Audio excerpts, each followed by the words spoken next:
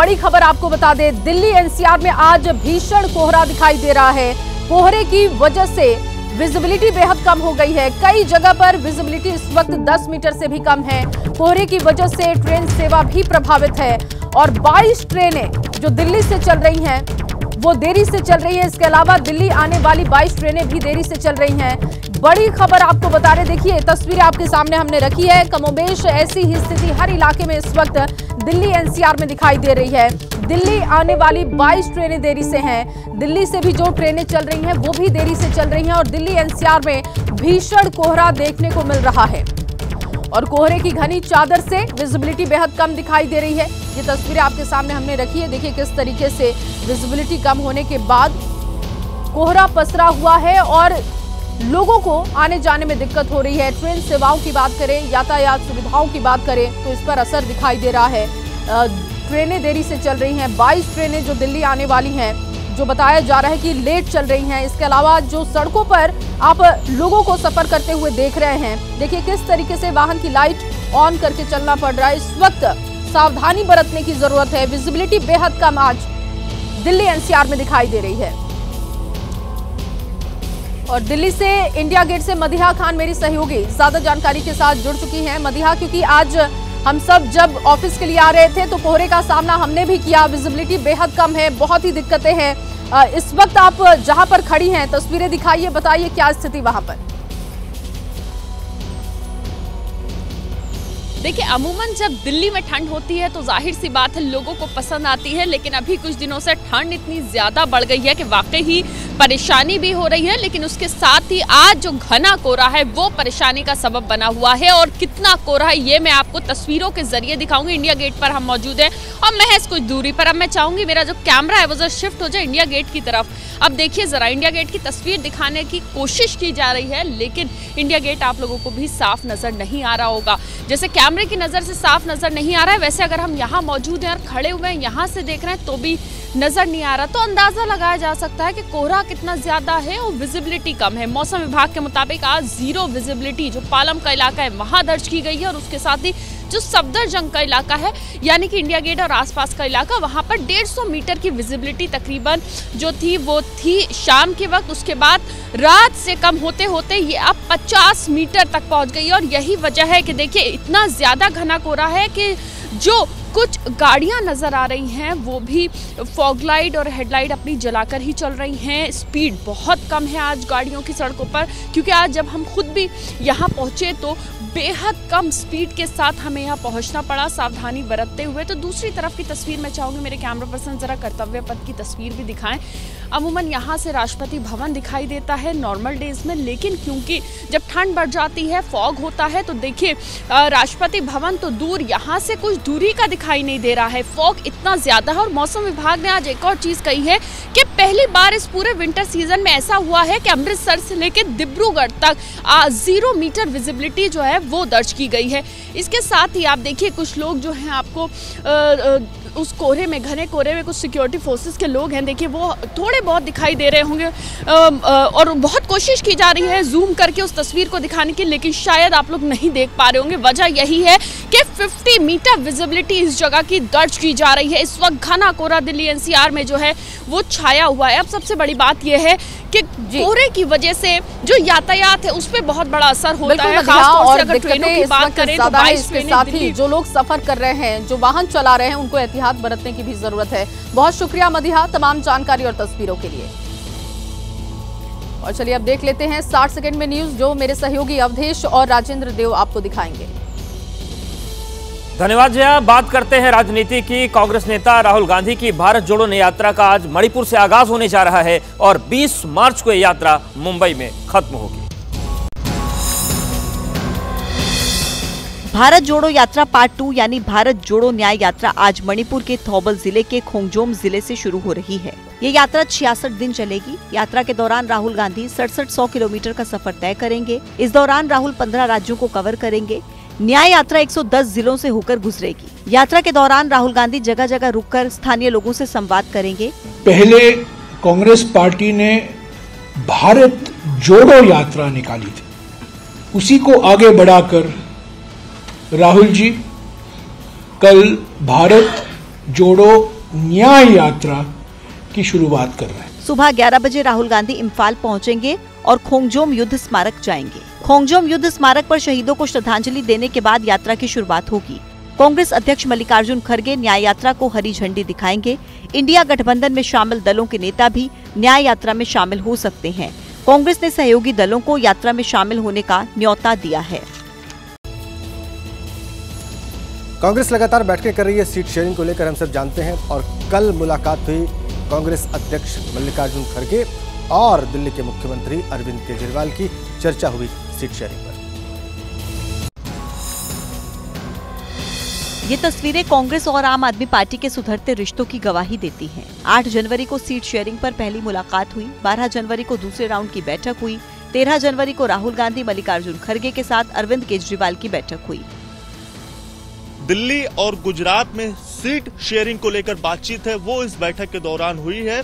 और जो पंजाब की बात करें तो वहां पर अभी भी सस्पेंस बरकरार है, लेकिन इस बैठक के बाद दिल्ली और गुजरात में सीट शेयरिंग को लेकर जो गठबंधन है वो तय माना जा रहा है।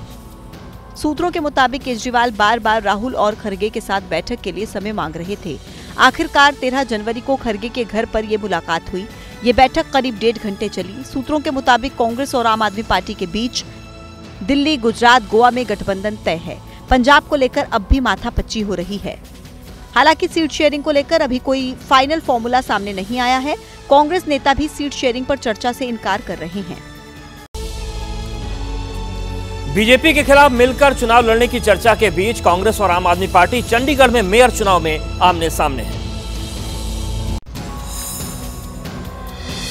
दिल्ली में जिस वक्त आम आदमी पार्टी और कांग्रेस के दिग्गज मिलकर चुनाव लड़ने की चर्चा कर रहे थे, उसी वक्त चंडीगढ़ में दोनों पार्टियां मुकाबले की तैयारी कर रही थी। चंडीगढ़ में 18 जुलाई को मेयर का चुनाव होना है। मेयर चुनाव के लिए कांग्रेस और आम आदमी पार्टी दोनों पार्टियों ने अपने उम्मीदवार उतारे हैं। दोनों पार्टियों के बीच मिलकर चुनाव लड़ने के लिए चर्चा जरूर हुई, लेकिन बात नहीं बनी। आखिरकार नामांकन के आखिरी दिन आम आदमी पार्टी और कांग्रेस ने अपना अपना उम्मीदवार उतार दिया। नहीं तो अगर हम आपस में ये देखते रहें कि क्या होगा, वो भी नॉमिनेशन पेपर ना भरें, हम भी नॉमिनेशन पेपर ना भरें, तो भारतीय जनता पार्टी ऐसे ही जीत के ले जाए। चंडीगढ़ नगर निगम में अब मेयर पद के लिए कांग्रेस के जसबीर बंटी, आम आदमी पार्टी के कुलदीप टीटा और बीजेपी के मनोज सोनकर के बीच टक्कर है। चंडीगढ़ नगर निगम में कुल 35 पार्षद हैं। कुछ पार्षदों के दल बदल के बाद बीजेपी के 14 पार्षद हैं, आम आदमी पार्टी के 13, कांग्रेस के 7 पार्षद और 1 पार्षद शिरोमणि अकाली दल का है। यानी कांग्रेस और आम आदमी पार्टी मिलकर मेयर, डेप्यूटी मेयर का पद जीत सकते हैं। महाराष्ट्र की बात करते हैं। वहां पर चर्चा चल रही है सीट शेयरिंग को लेके, उद्धव गुट वाली शिवसेना और शरद पवार गुट वाली एनसीपी के बीच में। लेकिन इस बीच में कांग्रेस की परेशानी बढ़ सकती है। कैसे, आपको दिखाते हैं। अपने इस ट्वीट से मुंबई कांग्रेस के दिग्गज नेता मिलिंद देवड़ा क्या संकेत दे रहे हैं। चर्चा है कि मिलिंद देवड़ा कांग्रेस छोड़ सकते हैं। मिलिंद देवड़ा बीजेपी और एकनाथ शिंदे गुट वाली शिवसेना के संपर्क में हैं। दरअसल मिलिंद देवड़ा की नाराजगी मुंबई दक्षिण सीट को लेकर है। दक्षिण मुंबई सीट पर उद्धव गुट वाली शिवसेना ने अपना दावा ठोका है। मिलिंद देवड़ा दक्षिण मुंबई सीट से 2009 और 2014 में सांसद रहे हैं। 2019 में शिवसेना के अरविंद सावंत से चुनाव हार गए। अरविंद सावंत फिलहाल उद्धव गुट के साथ हैं, इसलिए उद्धव गुट दक्षिण मुंबई लोकसभा सीट पर दावा कर रहे हैं। हालांकि मिलिंद देवड़ा ने खुद कांग्रेस छोड़ने की चर्चाओं को अफवाह बताया है। मिलिंद ने कहा है कि कांग्रेस छोड़कर शिंदे गुट ज्वाइन करने की खबर अफवाह है। हालांकि मैं अपने समर्थकों के साथ चर्चा कर रहा हूं, अभी कोई फैसला नहीं किया है। महाराष्ट्र में कांग्रेस एनसीपी और उद्धव गुट वाली शिवसेना से गठबंधन कर रही है। ऐसे में कांग्रेस को पहले से कम सीटें मिलेंगी, इसलिए मिलिंद देवड़ा समेत कांग्रेस के कई दूसरे नेता नाराज हैं। अयोध्या में राम मंदिर की प्राण प्रतिष्ठा की तैयारियों के बीच बीजेपी चुनावी तैयारी में भी लगी हुई है। 2024 के लोकसभा चुनाव में सभी उत्तर प्रदेश की 80 लोकसभा सीटों को जीतने की भी कोशिश जारी है। लोकसभा चुनाव में यूपी की 80 सीटें जीतने का लक्ष्य हासिल करने के लिए बीजेपी ने जमीन पर तैयारी शुरू कर दी है। इन तैयारियों की कमान गृह मंत्री अमित शाह ने संभाली है। गृह मंत्री अमित शाह 16 जनवरी को यूपी के नेताओं के साथ बैठक करेंगे। बैठक में यूपी में सभी 20 क्लस्टर के नेता शामिल होंगे। यूपी बीजेपी अध्यक्ष भी बैठक में शामिल होंगे। बैठक में बीजेपी के संगठन मंत्री और दूसरे नेता भी मौजूद रहेंगे। यूपी में चुनावी तैयारी के लिए बीजेपी ने 80 लोकसभा सीटों को 20 क्लस्टर में बांटा है। हर क्लस्टर में 3 से 5 लोकसभा की सीटें हैं। हर क्लस्टर की जिम्मेदारी वरिष्ठ नेता को दी गई। अमित शाह के साथ बैठक में हर क्लस्टर के नेता अब तक जमीन पर हुए काम का ब्यौरा देंगे।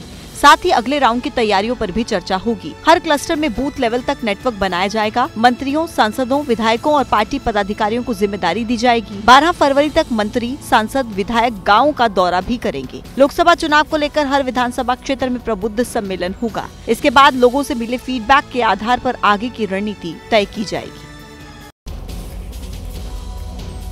समाजवादी पार्टी के अध्यक्ष और यूपी के पूर्व मुख्यमंत्री अखिलेश यादव ने रामलला की प्राण प्रतिष्ठा समारोह के न्योता मिलने की बात को स्वीकार कर लिया है और कहा है कि 22 जनवरी के बाद वो सपरिवार दर्शन करने जाएंगे। जिन्होंने ये कहा कि आपको न्योता मिला है, वो न्योता नहीं था, वो कोरियर से भेजा हुआ कोई न्योता है जो अभी तक नहीं पहुंचा है। समाजवादी पार्टी के मुखिया अखिलेश यादव ने राम मंदिर की प्राण प्रतिष्ठा का न्योता मिलने से बीते दिनों इनकार कर दिया था। उन्होंने कहा था कि कुरियर से भी निमंत्रण पत्र उनके पास नहीं आया है। अगर आया है तो उसकी पर्ची दिखा दें।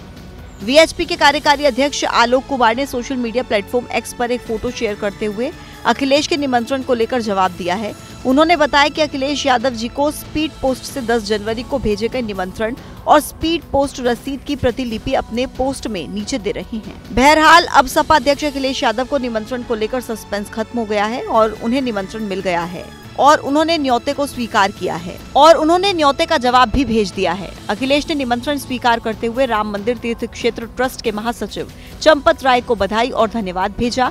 कहा कि वो प्राण प्रतिष्ठा समारोह के बाद अपने परिवार संग रामलला के दर्शन करने आएंगे। 22 जनवरी को रामलला के मंदिर की जो प्राण प्रतिष्ठा होनी है, इसको लेकर महाआयोजन की तैयारी है। देश भर में श्री राम की लहर चल रही है और इसी बीच अयोध्या में भी आस्था के अनगिनत रंग देखने को मिल रहे हैं। मन में श्रद्धा और आंखों में रामलला के दर्शन की ललक को लेकर कई 100 किलोमीटर पद यात्रा कर अयोध्या पहुंचे श्रद्धालु पीठ पर बैग टांगे, हाथों में भगवा थामे 20 दिन तक पैदल चलकर रामलला के दर्शन के लिए आए हैं। अयोध्या के रहने वाले भगवान राम के इस भक्त ने अपनी पीठ पर भगवान राम का सुंदर टैटू बनाया है, जिसकी खूब चर्चा हो रही है। हम लोग पढ़ लिए थे कि 22 जनवरी को जब उद्घाटन होगा राम मंदिर का, तब हम अपने प्रभु राम का अपने शरीर पे स्थापना करवाएंगे। वही मन में प्रतिज्ञा थी, तो इसीलिए हमने टैटू बनवाया है भगवान श्री राम का। मुंबई से इस हिंदू मुस्लिम परिवार ने हजारों सिक्के तैयार किए हैं, जिसके एक तरफ अयोध्या राम मंदिर की आकृति है और सिक्के के दूसरी तरफ प्रधानमंत्री नरेंद्र मोदी का नाम है। इन सिक्कों को प्राण प्रतिष्ठा में शामिल होने वाले विशेष अतिथियों को भेंट किया जाएगा।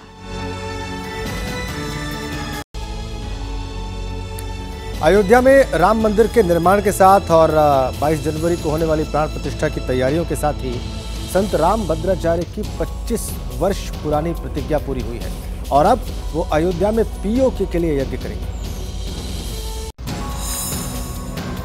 जगत गुरु राम भद्राचार्य ने 25 साल पहले कसम खाई थी कि वो अयोध्या में राम कथा तब तक नहीं कहेंगे जब तक राम मंदिर बन नहीं जाता। अब राम मंदिर का उद्घाटन होने जा रहा है, ऐसे में उनकी ये बड़ी प्रतिज्ञा भी पूरी होने वाली है। अयोध्या में 14 से लेकर 22 जनवरी तक जगत गुरु राम भद्राचार्य राम कथा करेंगे। 25 साल पुरानी प्रतिज्ञा हुई पूरी। अब पीओके के लिए महायज्ञ, पीओके को भारत में शामिल करने का संकल्प। अब राम भद्राचार्य जी अयोध्या में राम कथा भी करेंगे और पीओके को पाने के लिए यज्ञ भी करेंगे। इस यज्ञ का संकल्प ही पीओके को वापस लेना है। इस 1008 महाकुंडी यज्ञ में एक पाक अधिकृत कश्मीर की पुनः प्राप्ति के लिए 1.25 करोड़ आहुतियां दी जाएंगी। जगत गुरु राम भद्राचार्य के 75वें जन्म दिवस पर अमृत महोत्सव का आयोजन किया जा रहा है। इससे जुड़े कार्यक्रम में प्रधानमंत्री मोदी सहित देश के कई चर्चित साधु संतों और बड़ी हस्तियों को आमंत्रित किया गया है। चलिए बड़ी खबर आपको बता दें, कांग्रेस की न्याय यात्रा शुरू होने जा रही है और राहुल गांधी मणिपुर के लिए निकल चुके हैं, रवाना हो चुके हैं। ये बड़ा अपडेट आपको दे रहे हैं। मणिपुर से ही न्याय यात्रा की शुरुआत हो रही है। इसके लिए राहुल गांधी रवाना हो चुके हैं। ये बड़ी जानकारी मिल रही है। राहुल गांधी मणिपुर के लिए निकले और आपको बताएं कि मणिपुर से यात्रा की शुरुआत हो रही है। न्याय यात्रा कांग्रेस ने इसे नाम दिया है और 6700 किलोमीटर की यात्रा शुरू करेंगे मणिपुर से आज राहुल गांधी। और देश में इस वक्त राममय माहौल है, लेकिन इन सब के बीच आज भारत जोड़ो न्याय यात्रा का आगाज राहुल गांधी करने जा रहे हैं। देश में सियासी माहौल बना हुआ है और इस वक्त बड़ी खबर यह है कि राहुल गांधी मणिपुर के लिए निकल गए हैं। मणिपुर से न्याय यात्रा की शुरुआत करेंगे। आज मणिपुर से ये न्याय यात्रा का आगाज हो रहा है इंफाल से और 20 मार्च तक न्याय यात्रा चलेगी। 6700 किलोमीटर का जो सफर है वो राहुल गांधी करेंगे और 15 राज्यों से होकर न्याय यात्रा गुजरेगी। तो मणिपुर से न्याय यात्रा की शुरुआत होने जा रही है। राहुल गांधी रवाना हो चुके हैं।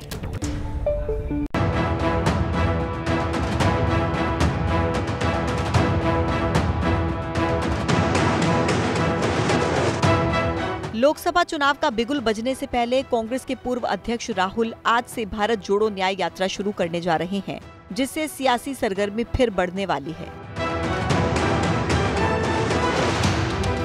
राहुल गांधी की ये यात्रा इस बार नॉर्थ ईस्ट से शुरू होकर मुंबई में खत्म होगी। इससे पहले राहुल गांधी भारत जोड़ो यात्रा के जरिए कन्याकुमारी से कश्मीर तक की पदयात्रा कर चुके हैं, जिसमें मिले लोगों के भरपूर समर्थन से उत्साहित होकर कांग्रेस ने पूर्वोत्तर भारत से पश्चिम भारत को जोड़ने का प्लान किया है। हालांकि इसका चुनावी फायदा कितना मिलेगा ये तो चुनाव के बाद ही पता चलेगा, क्योंकि भारत जोड़ो यात्रा के बाद कांग्रेस ने कर्नाटक और हिमाचल प्रदेश में जीत हासिल की, लेकिन हाल ही में हुए चुनावों में उसे छत्तीसगढ़ और राजस्थान में सत्ता से बेदखल होना पड़ा। ये अलग बात है कि तेलंगाना में सत्ता हासिल कर उसने सांत्वना जरूर हासिल की। इस बार यात्रा का नाम बदलकर भारत जोड़ो न्याय यात्रा रखा गया है। पार्टी का ये भी दावा है कि ये एक वैचारिक यात्रा है, चुनावी यात्रा नहीं। ये चुनावी यात्रा नहीं है। दो विचारधारा है, एक बीजेपी विचारधारा, आरएसएस विचारधारा और दूसरा कांग्रेस की विचारधारा। यही तो आज देश के सामने विकल्प यही है, दो विचारधाराएं हैं। तो हम एक राजनीतिक पार्टी हैं, चुनाव लड़ते हैं, कभी हारते हैं, कभी जीतते हैं। विचारधारा का जो जंग हमें लड़ना है वो हम यात्रा के माध्यम से ही कर सकते हैं। राहुल गांधी यात्रा से पहले खोंगजोम युद्ध स्मारक जाएंगे। इसके बाद थोबल में सभा होगी, जिसके बाद कांग्रेस अध्यक्ष मल्लिकार्जुन खड़गे राहुल गांधी की दूसरी यात्रा को हरी झंडी दिखाएंगे। लोकसभा चुनाव से पहले निकाली जा रही भारत जोड़ो न्याय यात्रा 67 दिन में 15 राज्यों और 110 जिलों से होकर गुजरेगी। यात्रा के दौरान तकरीबन 6700 किलोमीटर की दूरी तय की जाएगी। यात्रा ज्यादातर बस से होगी, लेकिन कहीं कहीं पद यात्रा भी होगी। इसके जरिए कांग्रेस सीधे 100 लोकसभा सीटें और विधानसभा की 337 सीटों को साधने जा रही है। 14 तारीख को तोबाल से भारत जोड़ो न्याय यात्रा की शुरुआत होने वाली है। राहुल जी 11 बजे आ रहे हैं इंफाल। इससे पहले राहुल गांधी ने 7 सितंबर 2022 से 30 जनवरी 2023 तक कन्याकुमारी से कश्मीर तक भारत जोड़ो यात्रा निकाली थी। उनकी 136 दिन की पद यात्रा में 12 राज्यों और 2 केंद्र शासित प्रदेशों के 75 जिलों और 76 लोकसभा क्षेत्रों से गुजरते हुए 4081 किलोमीटर की दूरी तय की गई थी। राम मंदिर प्राण प्रतिष्ठा समारोह से एक हफ्ते पहले हो रही कांग्रेस की इस यात्रा को लोकसभा चुनाव में बेरोजगारी, महंगाई और सामाजिक न्याय से जुड़ा मुद्दा खड़ा करने की कोशिश के तौर पर देखा जा रहा है। कांग्रेस बार बार आरोप लगाती रही है कि बीजेपी और आरएसएस असल मुद्दों से ध्यान भटकाकर भावनात्मक मुद्दों का सियासी दुरुपयोग कर रहे हैं। लिहाजा भारत जोड़ो न्याय यात्रा में देश के लोगों के लिए आर्थिक, सामाजिक और राजनीतिक न्याय की मांग पर फोकस रखा जाएगा। Earlier was Bharat Jodo Yatra, now Bharat Jodo Nyaya Yatra. Rahul Gandhi is going this yatra for seeking justice for the youth of this country. Bharat जोड़ो न्याय यात्रा मणिपुर से शुरू होकर नागालैंड, अरुणाचल प्रदेश, असम, मेघालय, पश्चिम बंगाल, बिहार, झारखंड, ओडिशा, छत्तीसगढ़, उत्तर प्रदेश, मध्य प्रदेश, राजस्थान और गुजरात से होकर महाराष्ट्र में दाखिल होगी और मुंबई में इसका समापन होगा। मणिपुर से यात्रा की शुरुआत को लेकर भी कांग्रेस की मंशा साफ है। पार्टी ने क्लियर किया कि जब पहली यात्रा की कामयाबी के बाद पूरब से पश्चिम तक दूसरे चरण की यात्रा करने का फैसला लिया गया, उसी वक्त मणिपुर के हालात गंभीर थे। पार्टी राज्य के लोगों के जख्मों पर मरहम लगाने की कोशिश में है। मणिपुर में 3 मई 2023 को हिंसा शुरू होने के बाद से कुकी और मैतेई समुदाय के लोगों के बीच जातीय संघर्ष में 200 से ज्यादा लोगों की जान जा चुकी है और 60,000 से ज्यादा लोग बेघर हो चुके हैं। पार्टी का साफ कहना है कि मणिपुर में हालात सामान्य करने में बीजेपी की केंद्र और मणिपुर दोनों सरकारें नाकाम रही हैं। मणिपुर को लेकर कांग्रेस संसद से सड़क तक हमलावर रही है और संसद के कई सत्रों का बहिष्कार तक किया गया। 8 महीने से प्रधानमंत्री ने अपनी चुप्पी नहीं तोड़ी है, मुख्यमंत्री से बातचीत नहीं हुई, बैठक ही नहीं हुई है, मुलाकात ही नहीं हुई है। यहाँ के सांसद, यहाँ के विधायक इन्होंने बात ही नहीं की है, उनके मंत्रिमंडल के सदस्यों से बात नहीं की है और उन्होंने एक शब्द नहीं कहा। राहुल गांधी की भारत जोड़ो यात्रा को कांग्रेस भले ही वैचारिक यात्रा का नाम दे, लेकिन इसकी टाइमिंग काफी अहम मानी जा रही है। यात्रा का मार्च के तीसरे हफ्ते में मुंबई में समापन होगा और उस वक्त तक आम चुनाव की तारीखों का ऐलान हो चुका होगा। लिहाजा इस यात्रा को आगामी लोकसभा चुनावों के मद्देनजर सियासी तौर पर अहम माना जा रहा है। लोकसभा चुनाव अप्रैल-मई में होने की संभावना है। और चलिए इस बीच आपको एक बड़ी खबर दे दे, कांग्रेस को बड़ा झटका लगा है। मिलिंद देवड़ा का कांग्रेस से इस्तीफा हो चुका है। एबीपी न्यूज की खबर पर मुहर लग गई है। देखिए लगातार ये खबर हम दिखा रहे थे और मिलिंद देवड़ा ने कांग्रेस से अब इस्तीफा दे दिया है। महाराष्ट्र के लिए ये बड़ा झटका, प्राथमिक सदस्यता से उन्होंने इस्तीफा दिया है। जो जानकारी मिल रही है वो आपके साथ साझा कर रहे हैं और एबीपी न्यूज ने लगातार ये खबर आपको बताई थी और देखिए एबीपी न्यूज की खबर पर मुहर लग गई है। नाराजगी की बातें सामने आ रही थी और अब कांग्रेस से मिलिंद देवड़ा का इस्तीफा हो चुका है। प्राथमिक सदस्यता से इस्तीफा दे चुके हैं। कांग्रेस को महाराष्ट्र में ये बड़ा झटका माना जा रहा है।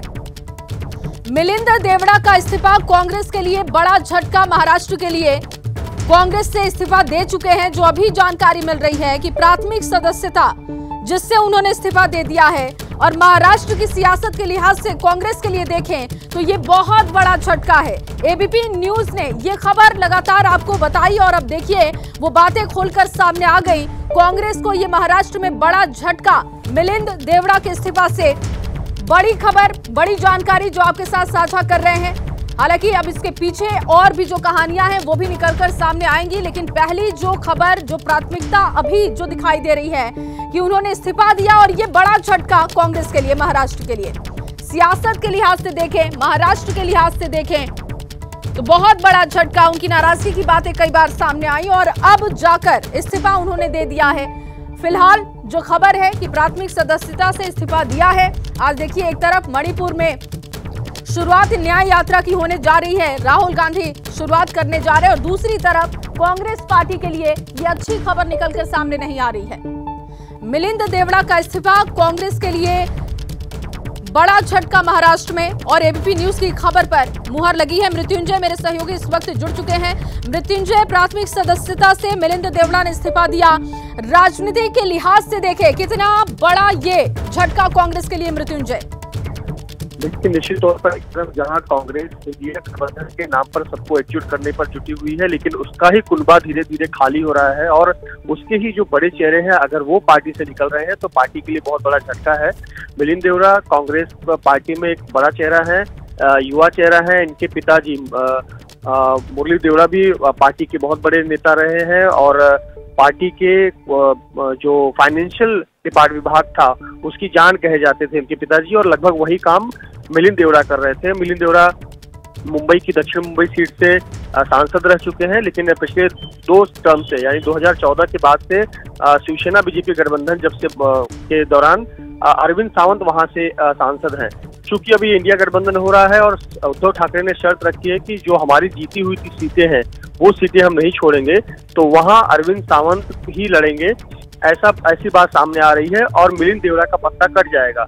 इसी बात से मिलिंद देवड़ा नाराज है और लंबे समय से वो पहले राजनीति, दबाव की राजनीति कर रहे थे कि वो पार्टी ताकि कुछ उनकी बात सुने, लेकिन उनको जब रिस्पांस नहीं मिला तब वो संभव है कि वो शिंदे गुट में जाए। मृत्युंजय बने रहिए आप हमारे साथ। देखिए ये मिलिंद देवड़ा का पोस्ट भी सामने आ चुका है और जिसमें उन्होंने इस बात की जानकारी दी और देखिए जिस तरीके से कांग्रेस के साथ उनका ये रिश्ता खत्म हुआ है उसके बारे में उन्होंने लिखा है कि 55 साल से पार्टी के साथ उनका रिश्ता रहा और अब उन्हें ये फैसला लेना पड़ रहा है और उन्होंने इसके साथ ही आभार भी जताया है जितने भी उनके बड़े नेता हैं उनको उन्होंने आभार जाहिर किया है। इसके साथ ही उन्होंने कहा कि जो 55 साल का ये रिश्ता मेरा पार्टी के साथ रहा, परिवार का जो रिश्ता रहा, अब उस पर उन्होंने बयान दिया, उस पर उन्होंने पोस्ट किया, अपने इस्तीफे के बारे में जानकारी दी।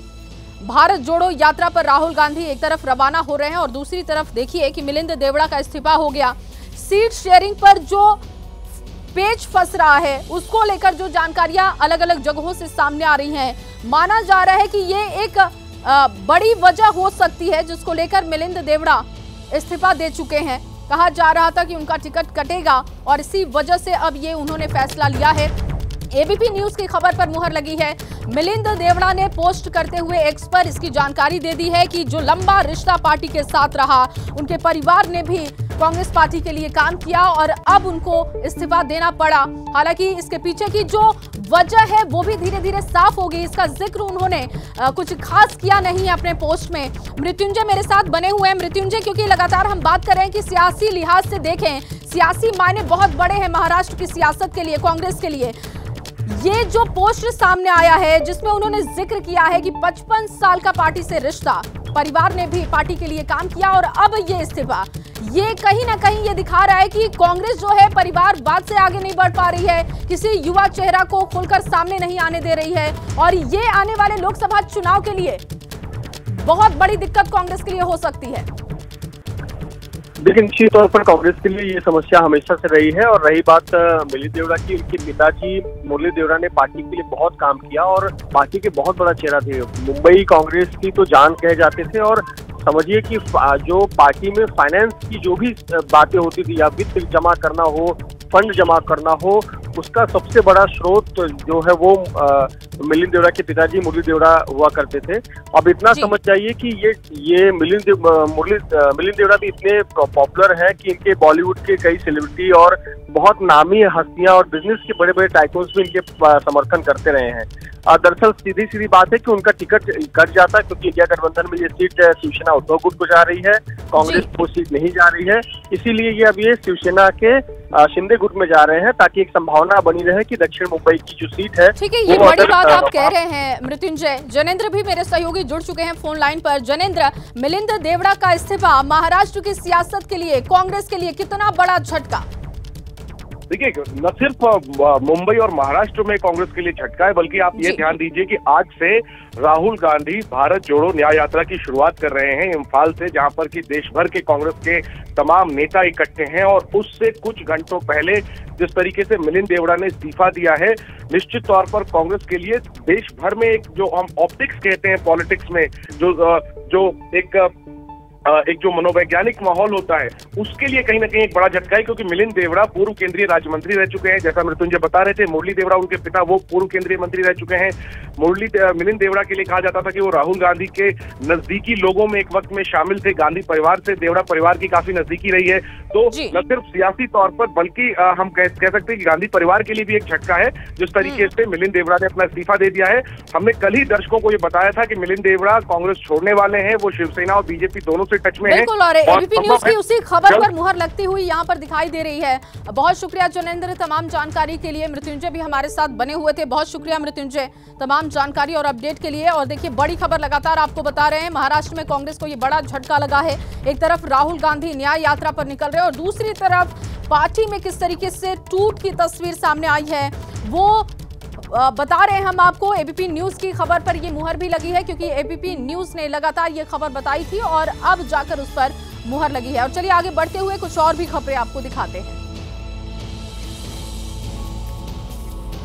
तो देखिए, अजमेर में विश्व प्रसिद्ध ख्वाजा मोइनुद्दीन चिश्ती दरगाह का 812वां सालाना उर्स शुरू हो चुका है।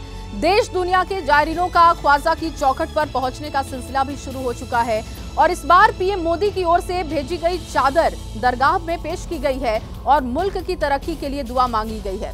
ये रिपोर्ट देखिए। प्रधानमंत्री लाया ख्वाजा हिंद की चादर, वो भारत का बेटा लाया ख्वाजा हिंद की चादर, भारत का बेटा लाया ख्वाजा हिंद की चादर, भारत का बेटा लाया हिंद की चादर, वो भारत का बेटा अजमेर दरगाह पर पीएम की चादर को चढ़ाने की परंपरा काफी पुरानी है, लेकिन इस बार यह खास मौका बना है। इसकी वजह है पूरे देश में बना हुआ राममय माहौल। पूरे देश में उल्लास का माहौल है और ऐसे में दिल्ली से अजमेर तक पीएम की चादर भी खास अंदाज में पहुंचाई गई। प्रधानमंत्री नरेंद्र मोदी की ये खास चादर दरगाह पर चढ़ाने के लिए और इस वक्त बुलंद दरवाजे का ये इलाका और यहीं से आस्ताने शरीफ का जो रास्ता जाता है वहां तक प्रधानमंत्री की इस चादर को पहुंचाया जा रहा है। बड़ी संख्या में लोग यहाँ पर, खास तौर पर जितने भी ज़ायरीन हैं वो यहाँ जमा हुए हैं ये देखने के लिए कि प्रधानमंत्री की ये चादर खास तौर पर पहुंचाई जा रही है। ख्वाजा साहब, प्रधानमंत्री लाए ख्वाजा हिंद की चादर। पीएम मोदी ने 10 जनवरी को अपनी ये चादर बीजेपी अल्पसंख्यक मोर्चे के राष्ट्रीय अध्यक्ष जमील सिद्दीकी को सुपुर्द की थी। जमील इसे लेकर पहले जयपुर आए, फिर अजमेर। प्रधानमंत्री श्री नरेंद्र मोदी जी ने कामना की है कि हमारा भारत विकसित भारत बने, हमारा भारत खुशहाल हो, अमन हो, भाईचारा हो, एकता हो, धार्मिक सौहार्द हो। हम भाई 140 करोड़ आपस में मिलजुल कर भारत के उन्नति तरक्की के लिए काम करें और भारत विश्व का नेतृत्व करे, हमारा पूरी दुनिया में दबदबा हो, हमारा परचम लहराए, ऐसे माननीय प्रधानमंत्री जी ने कामना की है। एक मैसेज था पूरे देश के लिए, क्योंकि माननीय प्रधानमंत्री जी जो सबका साथ, सबका विकास, सबके विश्वास की बात करते हैं, उसी संदेश को हमने आज यहाँ पर जो पढ़ा गया उसमें यही निकल के आता है कि पूरे देश की जो भावना थी माननीय मोदी जी ने उस संदेश के माध्यम से सबको भेजने का काम किया और उस पर मुबारकबाद उन्होंने पेश की। पीएम मोदी के चादर भेजे जाने को लेकर मुसलमान भी काफी उत्साहित हैं। ख्वाजा की चौखट पर आने वाले ज़ायरीन मानते हैं कि मोदी ने मुसलमानों के लिए बहुत कुछ किया है और इसका फायदा बीजेपी को आने वाले लोकसभा चुनाव में मिलेगा। लोग मोदी को मोदी भाईजान भी बता रहे हैं। जम्मू कश्मीर से अजमेर आए एक ज़ायरीन ने कहा कि मोदी ने धारा 370 हटाकर कश्मीर की तरक्की का रास्ता खोल दिया है। तो ये बहुत खुशी की बात है कि प्रधानमंत्री की चादर हुजूर गरीब नवाज में आई है और हमारे सरकार का भी कहना है, सुना सुना मोहब्बत करो, जो रब है वही राम है। मोहब्बत का कोई मजहब नहीं, मोहब्बत ही खुदा है। और मोदी जी ऐसे भी हमारे सबका साथ, सबका विकास है और हम लोग यहाँ पे उनके लिए दुआ करेंगी कि 2024 में वो फिर से एक बार हमारे हिंदुस्तान के प्रधानमंत्री बने। प्रधानमंत्री अगर खुद आते खुद या उनका प्रस्थान होता तो और भी लोग अच्छे से उनका स्वागत करते, तो अगर चद्दर भी उनकी तरफ से आ रही है तो ये भी बहुत अच्छी बात है। ये 9वीं बार चादर आ रही है, जब से वो प्रधानमंत्री बने हर साल भेजते हैं। हिंदू मुस्लिम एकता का प्रतीक मोदी जी जो चादर पेश कर रहे हैं वो सबके लिए अच्छा कर रहे हैं और काम भी अच्छा कर रहे हैं। आपको लगता है उनसे कोई फर्क पड़ेगा, बीजेपी को मुसलमानों का सपोर्ट मिलेगा? यस मिलेगा, क्यों नहीं मिलेगा। जब वो इतना अच्छा काम करेंगे तो क्यों नहीं मिलेगा, मिलना चाहिए। प्रधानमंत्री जी बहुत अच्छे हैं, ये सबको मिला के चल रहे हैं, हिंदू मुस्लिम सिख ईसाई सबको मिला के चलते हैं। जब से मोदी जी आए बहुत अच्छा हो रहा है, हमारे जेएनके में भी अच्छा है। जम्मू कश्मीर से 370 हटाई, हाँ उसके बाद फायदा हुआ? फायदा हुआ, लोगों का विकास हो रहा है, काम हो रहे हैं अच्छी तरीके से, कोई उससे हमारे को नहीं फर्क होगा। फायदा गरीबों का वोट मोदी जी को मिलेगा। बीजेपी कांग्रेस का मतलब नहीं है, मोदी जी के चेहरे के पीछे वोट मिलेगा। मोदी भाईजान है नहीं, मोदी भाईजान को बनाया गया है। किसने बनाया? लोगों ने। और लोगों को बनाया ना, लोगों ने वो सच ही बनाया है। क्यों? क्योंकि उन्हें एकता बनाया है, किसी को लड़ाया नहीं है मोदी जी ने। हर सरकार ने सबको लड़ाया है, मोदी जी ने किसी को नहीं लड़ाया है। मोदी जी ने सबको सही रास्ता, लॉकडाउन भी बनाया है, सब कुछ बनाया है, सब कुछ सही किया है। मोदी जी को हर साल मोदी जी को ही वोट दो।